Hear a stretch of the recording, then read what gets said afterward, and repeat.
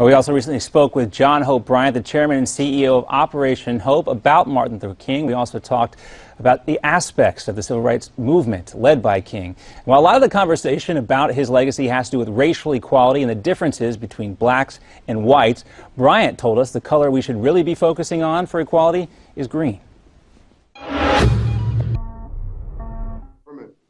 In the 21st century, the issue is clearly around the world, economics.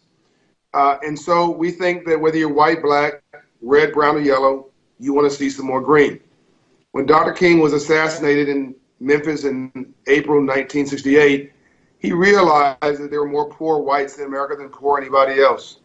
And so he said you cannot legislate goodness or pass a law to force someone to respect you. The only way to social justice in a capitalist country is economics and ownership.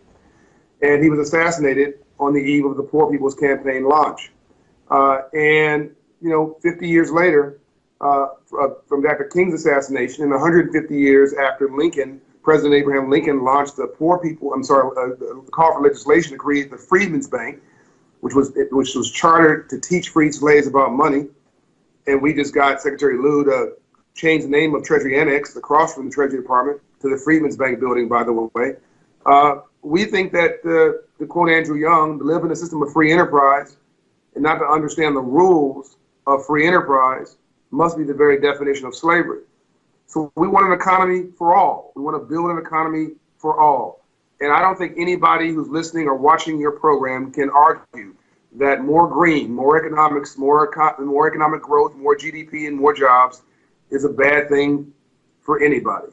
Yeah, and that's true. That's true. And the more economic viability these communities have, the better off we will all be. But so much of the conversation, John, focuses on the differences between black and white, the community and the police. How do we get the conversation to change and focus more not on that adversarial relationships, as we talk about, but the ones that can actually move everybody ahead? Well, I do understand the pain. Like, I grew up in Compton, California. I grew up in South Central LA, and I understand the pain. And when you're in the middle of the battle, it's hard to see the big picture, maybe. But as Andrew Young again would say, we have unemployed black youth dealing with underemployed and broke police officers. So you have police officers who are struggling with, lower middle income economics in Atlanta that get paid $42,000 a year, as an example. Dealing with life-threatening situations, and they're going to work frustrated. They've been arguing with their wife at home and dealing with all kind of drama, and they come to work and they got people shooting at them or threatening their lives or whatever, and you have this natural, unfortunate tension. But again, I think that we're just sort of focusing on the wrong thing. We're digging in the wrong holes. The problem is that in Ferguson, Missouri, where there was a riot, is that it's a jobless Ferguson. Yeah. It is a 500 credit score Ferguson.